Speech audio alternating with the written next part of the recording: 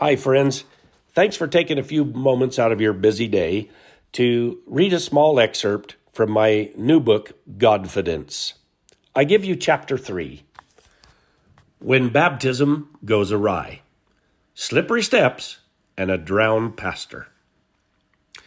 It has often been said of me, if there's a hard way to do something, Bruton will find it every time. If anything can go wrong, it will happen to him. I wish I could disagree with that statement, but it is true. My reputation for calamity has provided countless laughs for many people. Take, for instance, my ill-fated attempt to show off my cliff diving skills to a group of youngsters. A swan dive from 30 feet turned into a perfect belly flop, giving me the appearance of a boiled lobster and nearly paralyzing me. Or the time I tested a new bicycle in the store, ending in a spectacular crash. And who could forget the bicycle handstand sidewalk faceplant? What about the over-tightened toe clips that sent me sprawling into a busy intersection, dragging my bike out of the street while still stuck in the clips? The tales are endless. If you had a few days, my wife and family would gladly regale you with more stories while tears of laughter stream down their cheeks. And although I'm happy to bring such joy into their lives, I bear the scars of those countless mishaps. The story I'm about to tell you will undoubtedly amuse you. However, it is one of my life's most embarrassing moments. When I first recounted this tale to my family, they looked at each other and said in unison, "Of course!" with their heads thrown back and loud laughter and tears followed, setting the scene. Before I reveal this hilarious incident, let me explain why I felt compelled to be baptized.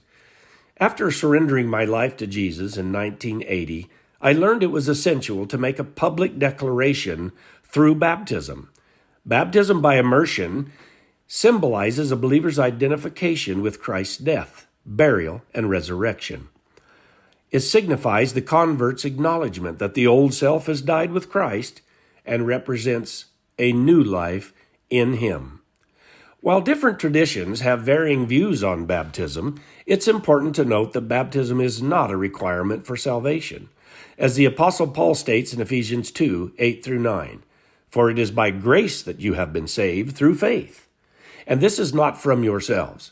It is the gift of God, not by works, so that no one can boast."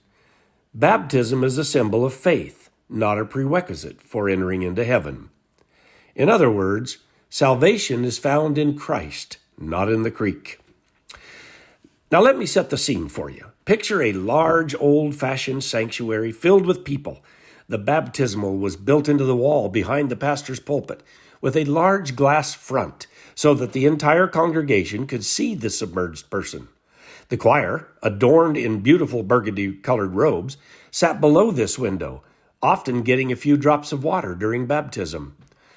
On this particular Sunday, there were 11 of us being baptized.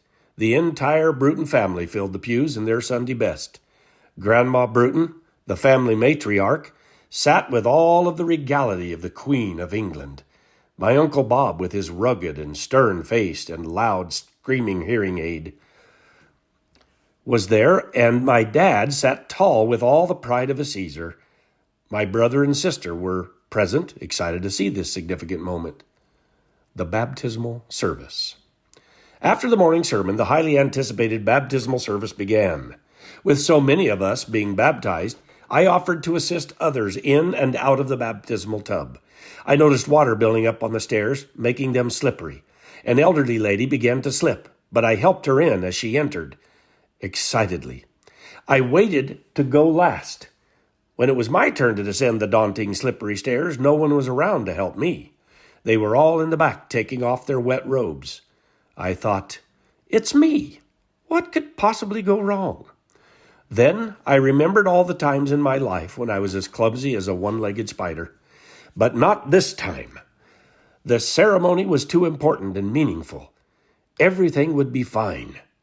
As I began my careful descent, the happy choir peered through the glass, cheerfully watching. I wanted to stand tall and proud as my family would expect. Then it happened. In a split second, my feet slipped and spun like Wile E. Coyote running at full speed. It happened so fast that I could do nothing to stop it. You guessed it. I did a full gator, half-twist, cannonball into the baptismal tank, missing the last 4 steps. And bless their hearts, the choir got hit with a 2-foot wall of water. 7 took the brunt of it, looking like drowned rats in choir robes as they blinked their eyes. I took poor old Reverend Spindler down to the bottom of the tank with me. He gasped and choked and spit water. When he emerged from the water, his glasses set askew on the end of his nose. Mortified, I glanced at the congregation. The Bruton family had their heads hung down, rubbing their brows in embarrassment. But not my dad. He broke the uncomfortable silence with a loud yell. "That's my boy!" The crowd erupted into knee-slap laughter. Dear old Pastor Spindler straightened his glasses and addressed the congregation. "Well, folks," he said, "this is the first time in 40 years of ministry that I have been baptized with the new convert. The Lord has his hands full with this one." The crowd erupted into knee-foot stomp laughter again.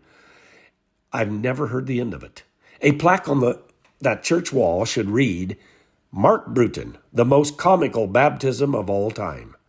I trust my explanation of the meaning and importance of baptism was helpful. And as for the story of my baptism, I hope it made you smile.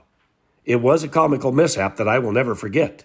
But it also reminds me that God's grace is always present, even in our mistakes and embarrassing moments. Oh, and I'm pretty sure I heard God chuckle when this happened. And like my dad, I think he yelled across heaven, "That's my boy!"